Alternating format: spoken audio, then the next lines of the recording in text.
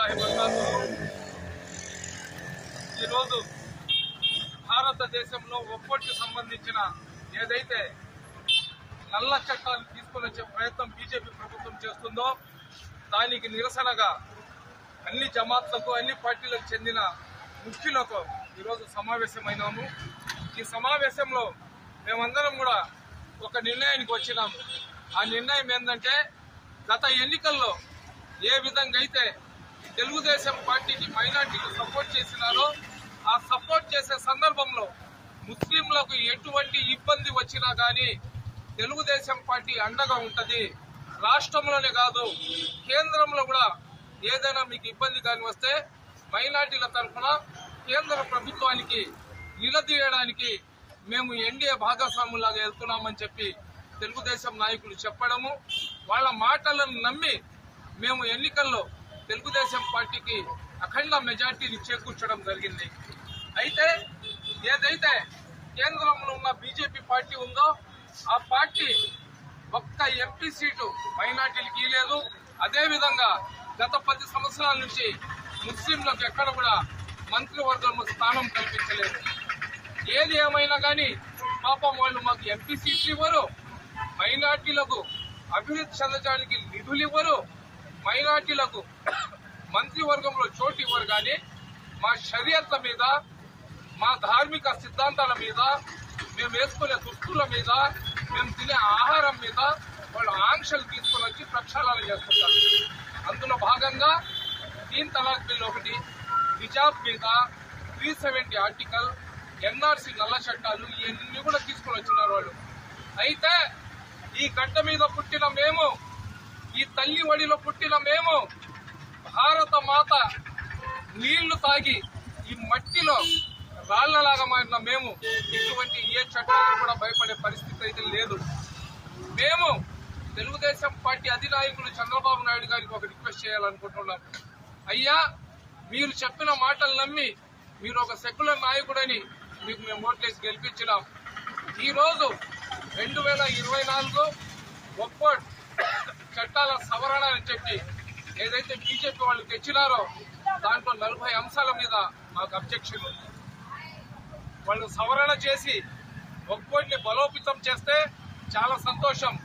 కానీ వాళ్ళు ఏంటంటే ఒక్కోటి ప్రక్షాళన పేరుతో ఒక్కోటినే నాశనం చేసి కుట్ర చేస్తున్నారు. ఒక్కోటి సంస్థల్లో 2 నాన్ ముస్లింస్ పెడతారంట. వేరే విధంగా హిందూ సోదరులను భావించబాగండి. అయ్యా, మీ దేవస్థానాలు ఉన్నాయి, తిరుమల తిరుపతి దేవస్థానం ఉంది, దాంట్లో 2 ముస్లింస్ వేసుకుంటారా? మీరు వేసుకోరు. ఎందుకంటే ఎవరి ధార్మిక సిద్ధాంతాలు వాళ్ళకు ఉంటాయి. ఒక్కోటి అనేది మొహమ్మద్ ప్రవక్త కాలం నుంచి అల్లా కోసం ఒక ఆస్తిని కేటాయించి దాంట్లో వచ్చే ఆదాయంతో ఆ మసీదులను నడుపుకుంటూ అక్కడ ఉన్న పేదలకు లేదా ఎవరైనా అనారోగ్యంతో బాధపడుతుంటే, ఎవరికైనా ఏదైనా ఇబ్బంది కానీ ఉంటే ఆ పనులు పూర్తి చేసుకోవడానికి అల్లా పేరు మీద ధనవంతులు కొద్దిగా సంపత్తిని మసీదులకు కానీ, దర్గాలకు కానీ, ఆశుల్ఖానాలకు కానీ కేటాయిస్తారు. అవన్నీ నోట్లో వేసుకోవడానికి ఈ ప్రక్షాళన తీసుకుని వచ్చినారు. ఇస్లాం ధర్మం అంటే సున్నీ ముస్లిం అంటే మొహమ్మద్ ప్రవక్త యొక్క కల్మా ఎవరైతే చదువుతారో వాళ్ళని సున్నీలు అంటారు.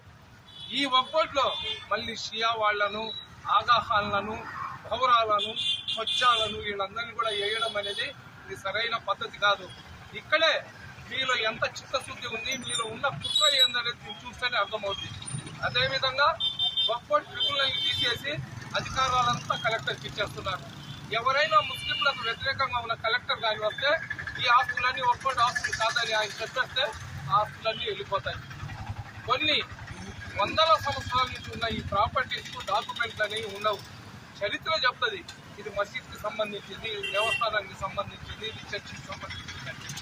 ఎక్కడ కూడా దేనికి కూడా అటు దేవస్థానాలకు సంబంధించిన మాన్యాలు కానివ్వండి, ఒక్కోటికి సంబంధించిన సంపత్తి కానివ్వండి, చర్చులకు సంబంధించిన సంపత్తి కానివ్వండి, చాలా వాటికి డాక్యుమెంట్స్ ఉండవు. ఈ కుట్రంతా ఏంటంటే ముస్లింలకు కేవలం మసీదు, దర్గాలు మిగిలిపోతాయి, దానికి ఉన్న ఆస్తులన్నీ నాశనం అయిపోతాయి. ఇటువంటి కుట్ర చేయడానికి ఈ ప్రభుత్వం ప్రయత్నం చేస్తుంది.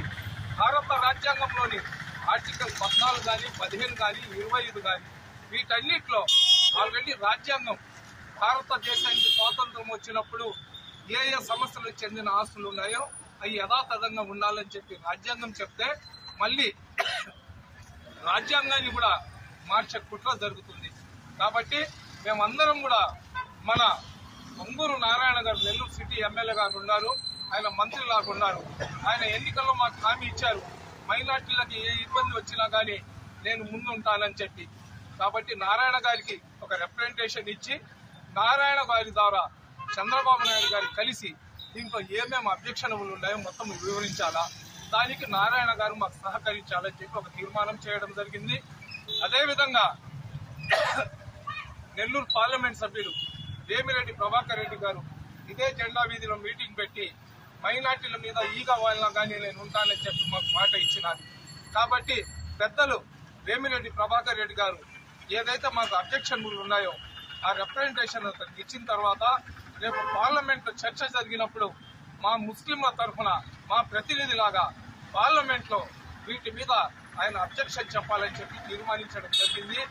ఇంకా కలెక్టర్ ఆఫీసుల దగ్గర ఇంకొకళ్ళ దగ్గర పోయి అర్జీలు ఇచ్చుకొని పేపర్లలో ఫోటోలు వేసుకొని సంకల్పం కొట్టుకునే పరిస్థితి కాదు ఇది. ప్రతి ఒక్కరు కూడా సీరియస్గా తీసుకోవాలా. మా నెల్లూరు జిల్లాలో అయితే ఈ విధంగా చేయాలని మేము భావించినాము. మిగతా జిల్లాల్లో ఉన్న ముస్లిం సోదరులకు కూడా మీ ప్రాంతాల్లో ముఖ్యంగా ఎవరైతే తెలుగుదేశం పార్టీలో ఉన్న మైనార్టీ నాయకులు ఉన్నారో వాళ్ళకి అందరికీ పిలవండి. ఎందుకంటే ఎన్నికల్లో వాళ్ళు తెలుగుదేశం బీజేపీతో కలిసినా పర్వాలేదు మాకు అండగా ఉంటారని భరోసా ఇచ్చిన నాయకులు ఎవరైతే ఉన్నారో వాళ్ళందరినీ కూడా నిలబెట్టుకొని వాళ్ళ ద్వారా కార్యక్రమాలు చేయించాలి. చేసే విధంగా మీరు కూడా ప్రయత్నాలు చేయండి. మేము కూడా ఎవరైతే నేనైతే తెలుగుదేశం పార్టీకి చేసినాను, ఇక్కడ వేరే పార్టీ వాళ్ళు కూడా వచ్చారు.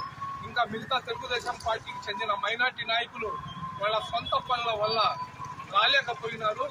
ఇన్షాల్లా రేపు మంత్రి గారి దగ్గర పోయేటప్పుడు వస్తారని ఆశిస్తున్నాము. కాబట్టి ఈ విధంగా అందరం కూడా కలిసి ముందుకు వెళ్తే మనం ఎన్ఆర్సీ చట్టాలకి తిప్పికొట్టినాం. దీని గురించి మనం తాస్కారంగా చేస్తే ఏదైతే బైతుల్ మాల్ ఉందో, ఏదైతే అల్లాహకు చెందిన సంపత్తి ఉందో అదంతా సర్వనాశం అయిపోతుంది. కాబట్టి అందరం కూడా జమాత్లకు పార్టీలకు అతీతంగా ఐకమత్యంగా నారే తక్బీర్ అల్లాహు అక్బర్ అనే నినాదంతో ముందుకు వెళ్దాం. ఈ దేశం మాది, ఈ దేశంలో ఉన్న చట్టాలు మాయి, ఈ దేశానికి సంబంధించిన రాజ్యాంగం మాది. ఈ చట్టాలను, ఈ దేశ సంపదను, అదేవిధంగా భారత రాజ్యాంగాన్ని అందరం కలిసి కాపాడుతున్నాం. అస్సలాము అలైకుం.